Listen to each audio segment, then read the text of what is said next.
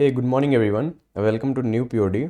और आज हम लोग डे 13 में हैं और आज का हमारा पीओडी है to find a Smith number. ठीक है, तो ओके, यहाँ पे क्वेश्चन है, हम क्वेश्चन पढ़ते हैं।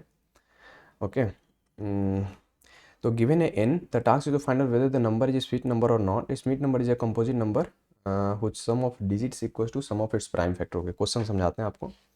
आपको क्वेश्चन में एक एन दिया गया है, ठीक है, एन दिया गया है और क्या कह रहा है, आपको ये बताना है कि ये स्मिथ है ना, स्मिथ नंबर है कि नहीं। ओके, ये एक स्मिथ नंबर है कि नहीं, ये आपको बताना है। ठीक है, Smith number is a composite number. ठीक है, मतलब ये जो एन है वो एक कंपोजिट नंबर होना चाहिए। अब ध्यान से देखो, कंपोजिट नंबर होना चाहिए whose sum of digits is equal to. पहला तो कंपोजिट नंबर होना चाहिए, दूसरा क्या, whose sum of digits is equal to the sum of digits of his prime factor। ये लाइन समझना बहुत ही इंपॉर्टेंट है। आप समझो, आपको कोई भी n दिया होगा ना, जैसे n दिया होगा 378 9 1 2 3, ठीक है, तो क्या कह रहा है, whose sum of digits, यानी 378 का सम ऑफ डिजिट क्या होगा, 3 + 7 + 8, ठीक है। 1 2 3 का सम ऑफ डिजिट क्या होगा, 1 + 2 + 3। 9 का सम ऑफ डिजिट क्या हो जाएगा, 9, ठीक है। तो इसका जो सम ऑफ डिजिट है वो किसके इक्वल होना चाहिए, सम ऑफ डिजिट्स ऑफ इस प्राइम फैक्टर। मतलब इसके जो भी प्राइम फैक्टर आ रहा है ना, मान लेते हैं इसका प्राइम फैक्टर आया 3, मान लेते हैं इसका प्राइम फैक्टर आया 7, मान लेते हैं इसका प्राइम फैक्टर आया 11, ठीक है, 11 2 बार आया, 5 3 बार आया, ठीक है। तो क्या होना चाहिए, सम ऑफ डिजिट्स ऑफ इस प्राइम फैक्टर, इसके जितने भी प्राइम फैक्टर है ना, जितने भी प्राइम फैक्टर है उसके सम ऑफ डिजिट के इक्वल अगर हो जाए तो उसको स्मिथ नंबर कहते हैं। देखो, पहले तो हमको n दिया गया, तो n का ये सम कितना हो गया, 7 3 10 1 18, ठीक है। मान लो इसका, मान लेते हैं कि इसका प्राइम फैक्टर ये आया, ठीक है, तो इसके सम ऑफ डिजिट क्या हो गया, 3, और ये हो गया 5 + 5 + 5 कितना हो गया, 15, ठीक है। और इस, अच्छा, इसका सम ऑफ डिजिट कितना हो गया, देखो इसका सम ऑफ डिजिट हो गया 2 1 1 2 और 1 1 2, तो इसका टोटल हो गया 4, ठीक है, इसका टोटल हो गया 4। तो ये कितना हो गया, 15 4 19, 19 3, 19 3 22। तो देखो ये है 22 और ये है 18, यानी कि स्मिथ नंबर नहीं है, ठीक है। तो क्या बोला है कि whose sum of digits is equal to sum of digits of इस प्राइम फैक्टर, मतलब इसके जो भी प्राइम फैक्टर निकल रहे हैं ना उसके भी सम ऑफ डिजिट के बराबर होना चाहिए। क्लियर है, चलो कुछ एग्जांपल ले लेते हैं। यहां पे देखो, हमारे पास 4 है, तो 4 का क्या हो गया, 2 2 to the power 2, 2 to the power 2, या फिर 2 + 2, मतलब 2 बार 2 आएगा, मतलब 2 2 टू द पावर 2 का मतलब क्या, 2 बार 2 आया ना, तो एक बार सम ऑफ डिजिट निकाल के उसको 2 से मल्टीप्लाई कर देंगे, ठीक है। तो 2 × 2 कितना हो गया, 4। तो देखो, तो 4 का सम ऑफ डिजिट भी 4 है और 2 + 2 × 2 + 2 भी 4 है, तो यानी कि 4 एक स्मिथ नंबर है, 4 ये स्मिथ नंबर, ठीक है।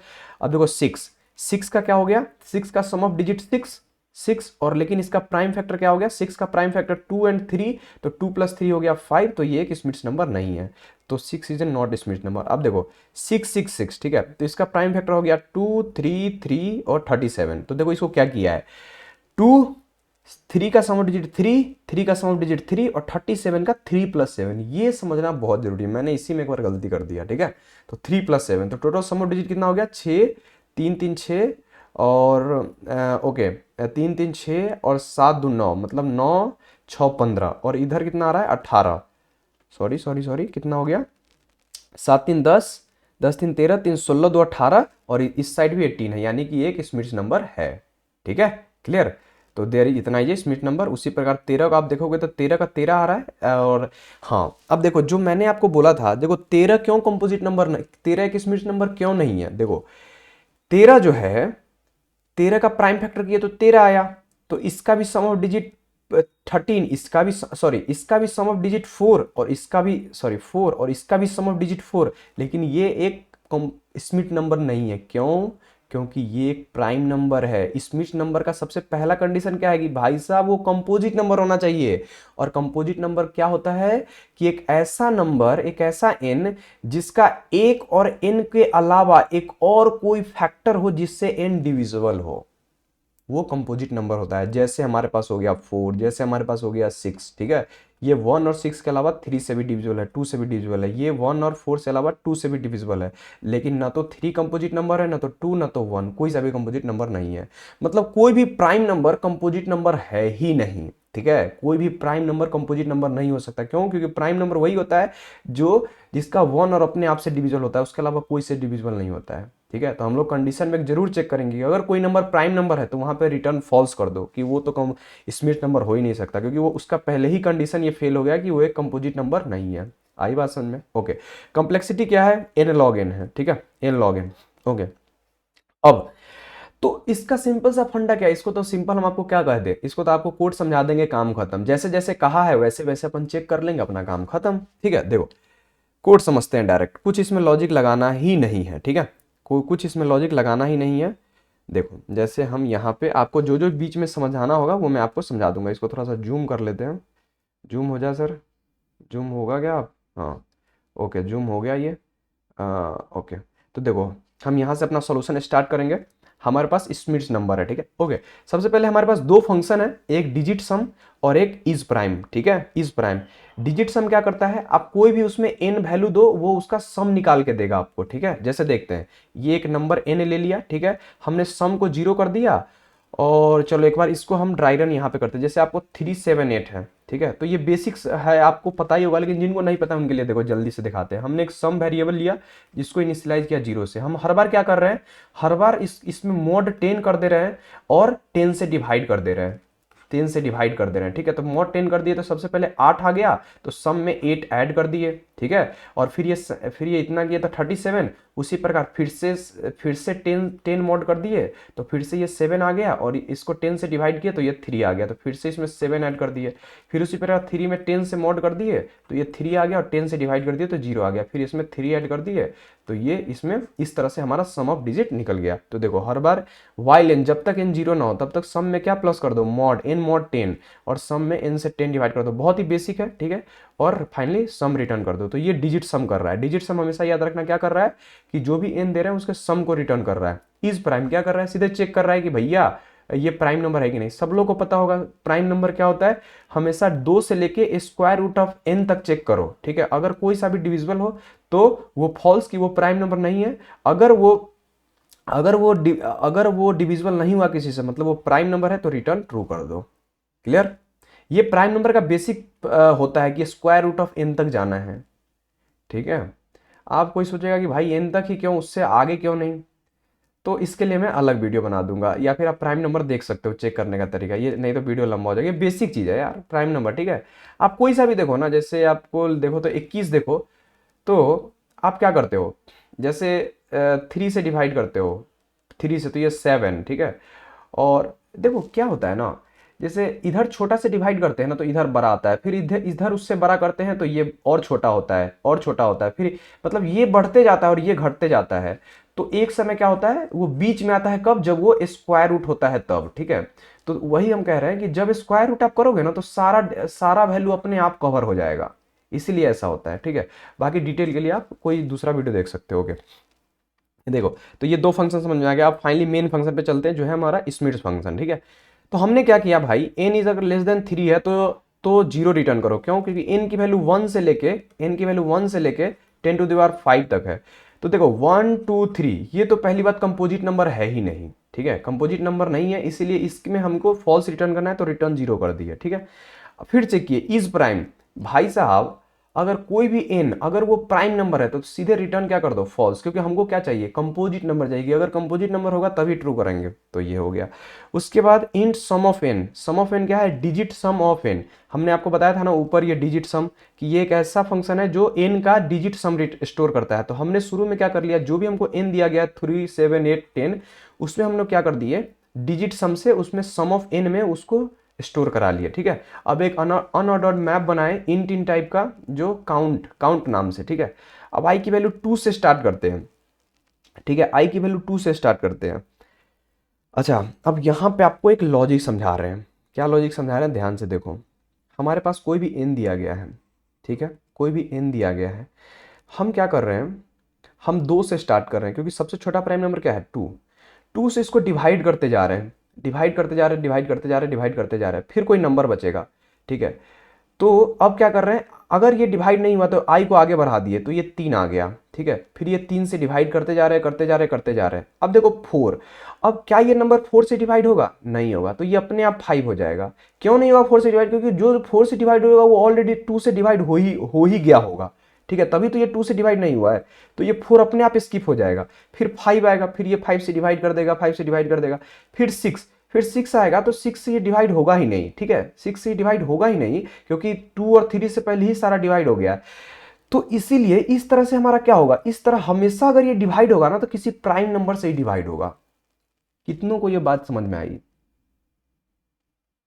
अगर नहीं समझ में आई तो एक बार रिपीट करो इस चीज को।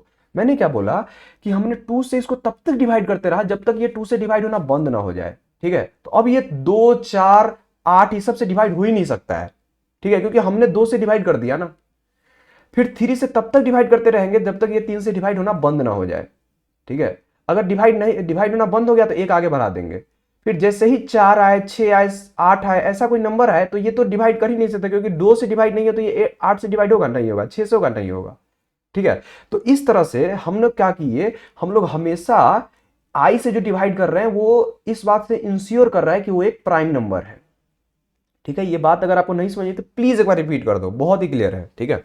तो देखो वही किए, आई की वैल्यू 2 से स्टार्ट किए और हमने बोला क्या कि जब तक n की वैल्यू 1 ना हो जाए। देखो फाइनली कोई भी नंबर है, 15 हो चाहे कोई भी हो, 2 3 से डिवाइड करेंगे, 5 5 से डिवाइड करेंगे, 1, फाइनली n किस पे रुकेगा? 1 पे रुकेगा। तो जब तक n is not equal to 1 है तब तक क्या करते रहो, अगर n डिवाइड बाई परसेंटेज, मतलब n परसेंटेज आई की वैल्यू 2 से स्टार्ट किए हैं कि जब तक अगर 0 है तब तक काउंट ऑफ आई जो मैप है उसमें आई प्लस प्लस कर दो और n को 2 से डिवाइड कर दो, फिर ये लूप चलेगा, फिर ये डिवाइड करेगा, अगर जहां पे भी रुक गया तहां पे सीधे ये क्या कर देगा, आई प्लस प्लस, मतलब आगे बढ़ जाएगा, ठीक है। तो इससे हमारा क्या निकल गया, हर वो प्राइम नंबर निकल गया आई जिससे वो डिवाइड कर रहा है, और हर का काउंट निकल गया, वो इस मैप में स्टोर कर रहा है, वो इस मैप में स्टोर कर रहा है। क्लियर है बात? अगर नहीं क्लियर हुआ तो एक बार और रिपीट कर लो इस वहां से, ठीक है, ओके। तो इससे हमारा क्या निकल गया, हमारे पास काउंट आ गया जो क्या स्टोर कर रहा है, हर प्राइम नंबर और उससे रिलेटिव हर प्राइम नंबर और उसका काउंट, ठीक है। ये बात समझ में आई? ओके। अब हमने क्या किया, अब सिंपल हमारे पास क्या है, हमारे पास प्राइम नंबर है और उसका काउंट है। तो अगर हमारे पास है प्राइम नंबर 378, मान लेते हैं ये एक प्राइम नंबर है, छोड़ो ये प्राइम नंबर नहीं है, मान ले 37 एक प्राइम नंबर है, मान लो इसका काउंट है 2, यानी 37 प्लस 37। तो हम लोग क्या कर लेते हैं, इस 37 का सम ऑफ डिजिट निकाल लेते हैं, सम ऑफ डिजिट, और उसको जितना बार काउंट है उतना से मल्टीप्लाई कर देते हैं। बात तो वही है ना, देखो तो वही किए।